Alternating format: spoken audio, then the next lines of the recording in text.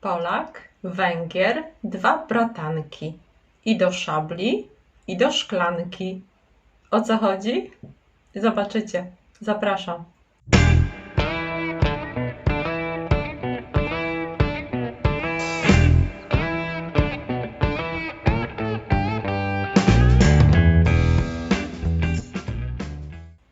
Dzień dobry. Witajcie na Polski Codziennie. Dzisiaj zaczęłam rymowanką, której dłuższy fragment brzmi tak. Polak, Węgier, dwa bratanki, i do szabli, i do szklanki. Oba zuchy, oba żwawi, niech im Pan Bóg błogosławi. Ten wierszyk to historyczne przysłowie, które występuje obecnie zarówno w języku polskim, jak i w języku węgierskim. Ten wierszyk mówi o zażyłej przyjaźni między narodem węgierskim i narodem polskim.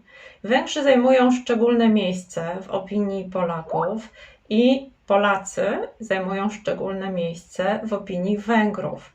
Ta wzajemna sympatia opiera się na pewno na kwestiach historycznych. Oba nasze narody mają dużo wspólnej historii, ale opiera się również na wzajemnym przekonaniu, że nasze narody, polski i węgierski, są bardzo podobne do siebie. Oba nasze narody mają bardzo podobne charaktery. I trudno takich podobieństw szukać w relacjach innych krajów w Europie. Tym bardziej jest mi miło powiedzieć Wam dzisiaj, że pierwsza rozmowa, którą zobaczycie na Polski Codziennie, będzie to rozmowa z przedstawicielką narodu węgierskiego. Będę dzisiaj rozmawiać z Węgierką. Będę rozmawiać z Emesze, która pochodzi z Węgier, jest Węgierką i jest nauczycielką, uwaga, języka polskiego. Tak, Emesze mieszka i pracuje na Węgrzech, gdzie uczy obecnie języka polskiego. Mówi bardzo dobrze po polsku, ma wiele zainteresowań i jest niezwykle sympatyczną osobą. Zapraszam Was na pierwszą rozmowę na Polski Codziennie. Rozmawiamy z Emesze. Cześć Emesze, dzień dobry. Cześć Monika, dzień dobry. Jak się masz? Dziękuję, bardzo dobrze. Bardzo się cieszę, że rozmawiamy dzisiaj. To pierwsza rozmowa, wiesz, że to jest pierwsza rozmowa, która jest na Polski Codziennie. Tak jest, nasza pierwsza rozmowa. Pierwsza rozmowa i to z Węgierką. Super. Bardzo się cieszę. Powiedz, jesteś stremowana, jesteś zestresowana trochę? Trochę tak. Trochę Ja też. To jest moja pierwsza rozmowa w języku polskim oczywiście. No jasne. Jak mówimy w takiej sytuacji, która jest dla nas stresująca, to też zawsze myślimy o tym, jak będziemy brzmieć w obcym języku. Zawsze tak jest. Ale nie przejmuj się, najwyżej wytniemy coś. Okej, Emesze, ja zrobiłam taki krótki wstęp do naszej rozmowy. Wiesz, Polak, Węgier, dwa bratanki. Wiedziałam o tym. Myślę, że to prawda, że jest jakaś taka sympatia między naszymi narodami, prawda? Tak jest, tak. To jest związek, stosunek już ponad 1000 lat. To jest taki historyczny stosunek oczywiście między Węgrami i Polakami. No tak, mamy na pewno długą historię między Polakami a Węgrami, ale myślę, że poza kwestią historyczną jest taka nasza wzajemna sympatia i przekonanie, że nie ma dużo różnic między naszymi narodami, prawda? Jesteśmy podobni tak naprawdę. Tak jest. Ja też tak myślę, że jesteśmy podobni. To możemy iść do szabli i do szklanki razem. Dokładnie.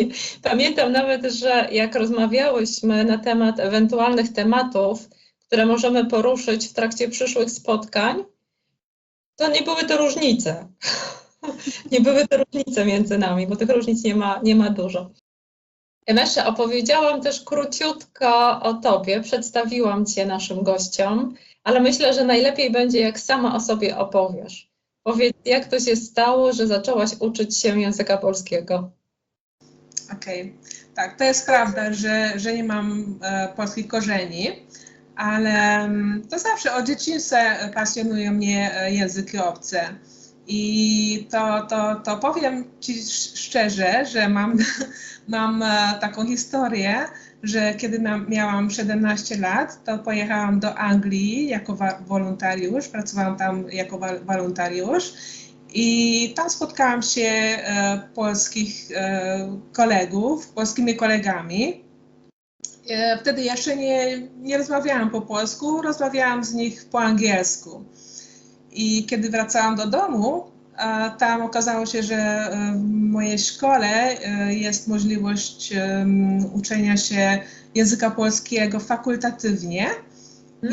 I wtedy zdecydowałam się, że ja muszę uczyć się języka polskiego i muszę zaskoczyć moich kolegów, polskich kolegów. No i udało się, robiłam niespodziankę dla nich. Super, super.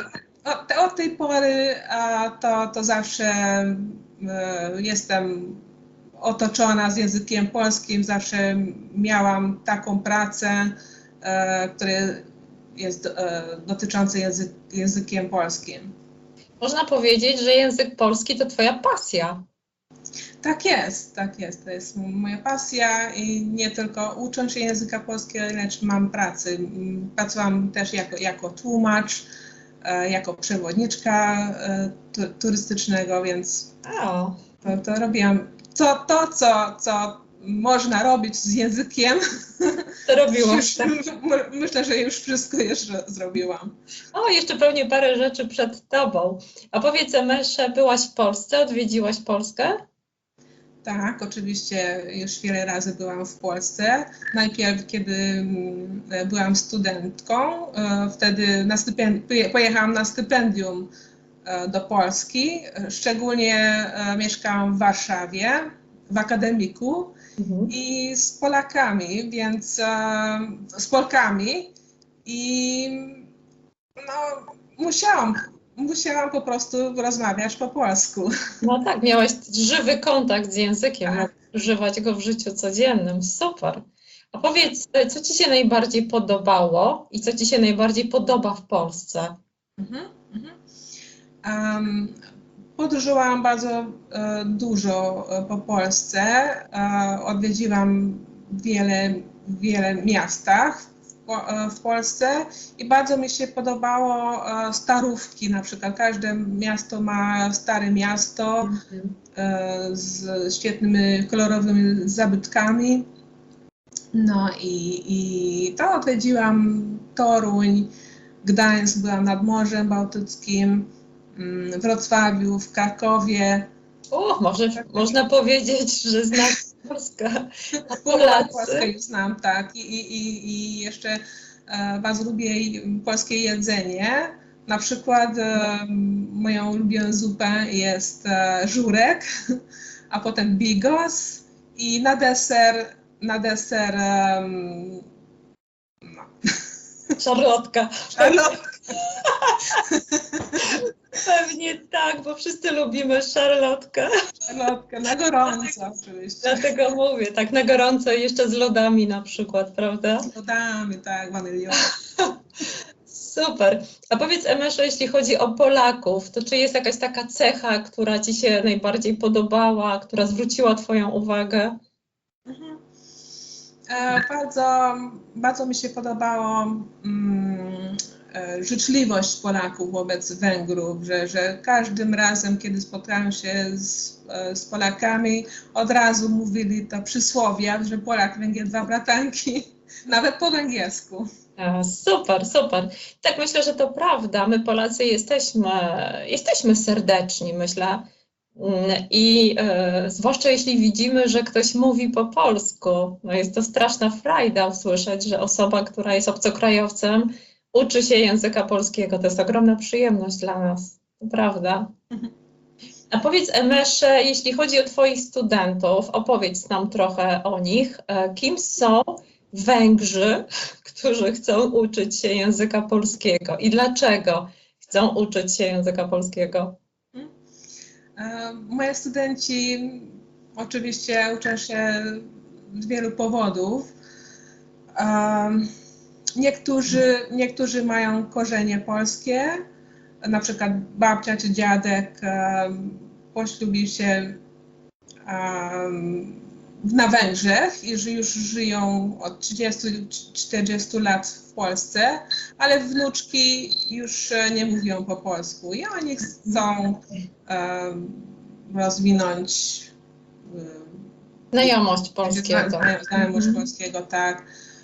Niektórzy, no na przykład mam studenta, który ożenił się w Polsce i ma żonę polską i teraz chciałby polepszyć swoją znajomość z gramatyki na przykład. A Jasne. niektórzy oczywiście po prostu są zachwyceni językiem i bardzo lubią brzmienie języka polskiego. Muzykę tego języka. Tak samo pewnie ten student, o którym mówiłaś mi, ten młody chłopak, prawda, który postanowił zdać egzamin z języka polskiego.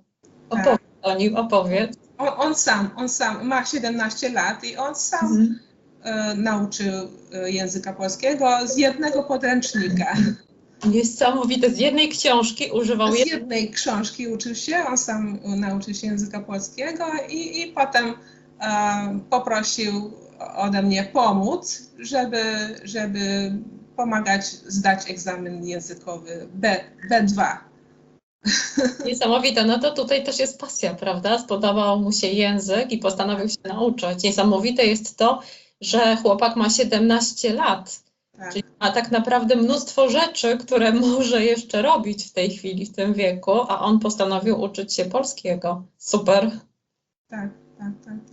Myślę, jak rozmawiasz ze studentami, to pewnie mają jakieś problemy. Zawsze jest tak, że jest jakaś rzecz trudniejsza do nauki w danym języku. Jak myślisz, co sprawia najwięcej problemów ludziom, którzy uczą się z tobą języka polskiego? Dla Węgrów najtrudniejsze są spółgłoski polskie, bo jest bardzo dużo spółgłosek. Na przykład w jednym wyrazu są na 5 lub 6 spółgłosek. To jest bardzo dużo i wymowa jest trudna. Ale ja myślę, że język polski jest łatwiej niż na przykład język angielski, bo jest zasada, jak wymówić te spółgłoski. Tak, mamy rzeczy, które są bardziej skomplikowane, ale mamy regułę. Tak jest. Tak.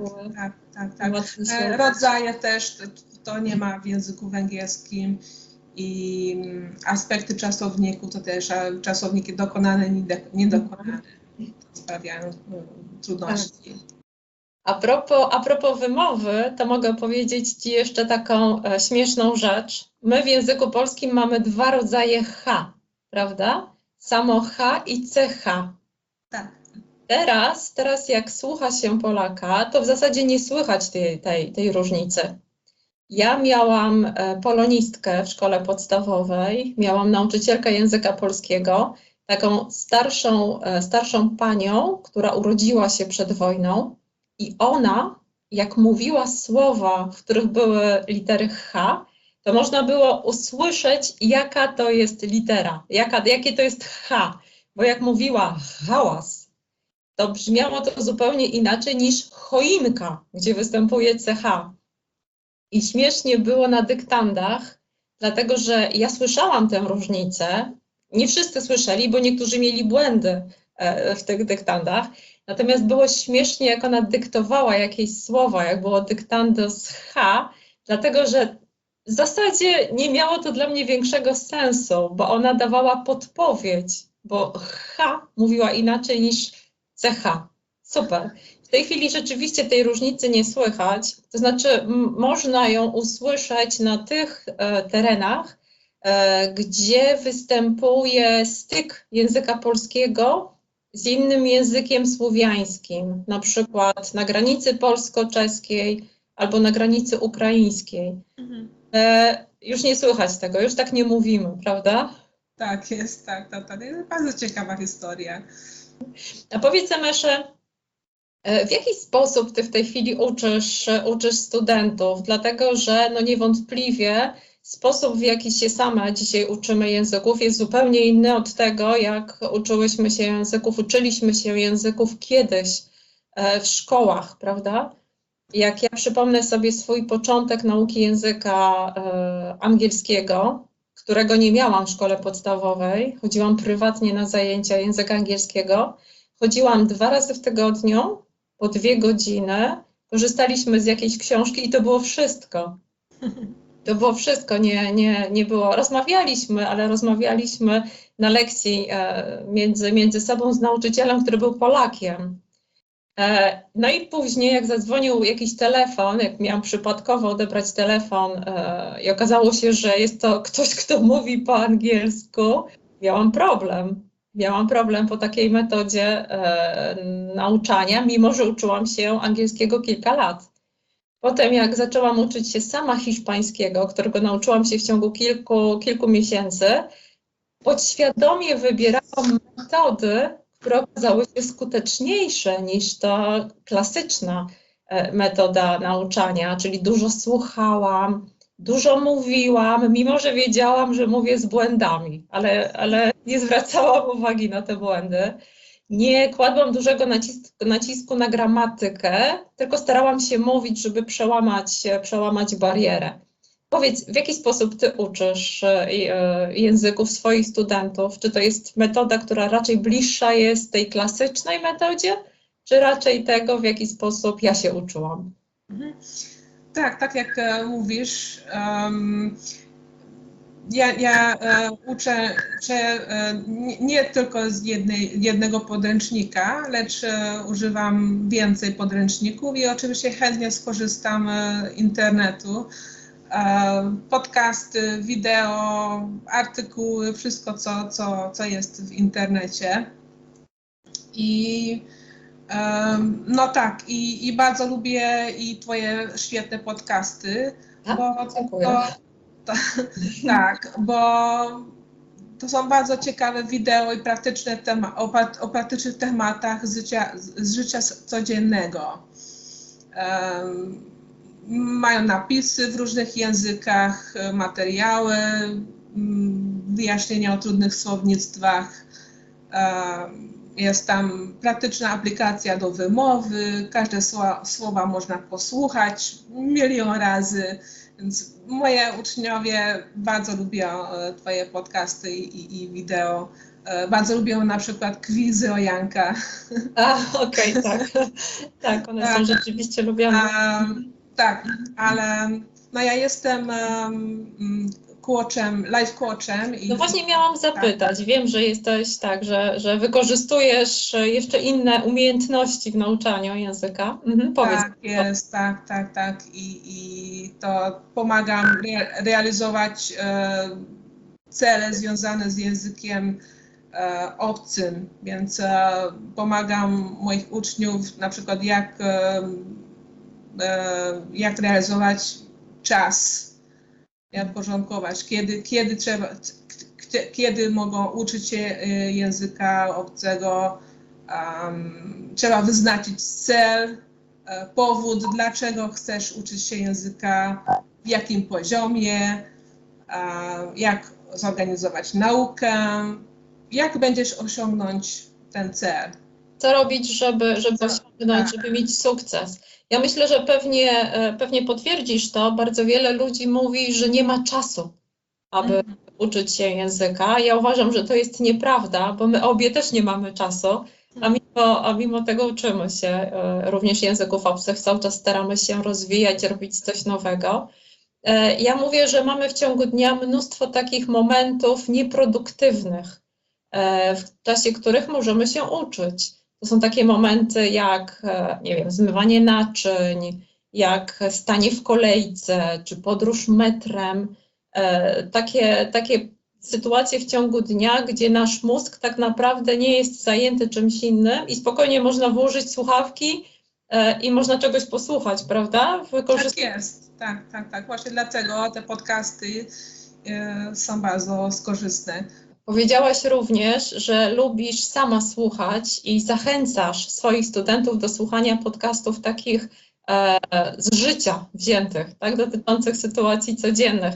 Ja myślę, że to jest bardzo ważne, dlatego że ważne jest, aby uczyć się języka w kontekście, prawda?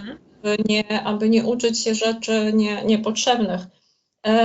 Ja miałam taką śmieszną sytuację, rozmawiałam pierwszy raz z francuską. Pozdrawiam zresztą serdecznie Aurorę. I w trakcie pierwszej rozmowy Aurora pochwaliła mi się, że dzisiaj nauczyła się ze znanej aplikacji nazw wszystkich narzędzi. Wiesz, piła elektryczna, młotek, jakieś gwoździe. I dałam się, a ty będziesz budowlańcem, tak? Będziesz budować domy, będziesz może, nie wiem, remontować domy. Nie, ja nauczyłam się, bo to była słówka na dzisiaj z tej aplikacji. No nieporozumienie, prawda? To uczyć się rzeczy w kontekście i rzeczy praktycznych. Powiedziałaś też o aplikacji, która jest na mojej stronie. Jeszcze chciałam do tego wrócić, bo ja jestem bardzo dumna z tej aplikacji. Bardzo się cieszę, że ona jest. Sama lubię tego używać w nauce języków obcych, innych. Jest to rzeczywiście ważna rzecz, żebyśmy uczyli się wymowy, od razu prawidłowej wymowy, prawda? Tak jest. Tak. Możemy robić błędy, najpierw nas zrozumie. Nie ma problemu. Będziemy źle wymawiać, bardzo źle będziemy wymawiać jakieś słowa, to może być problem, prawda? Tak jest. Tak.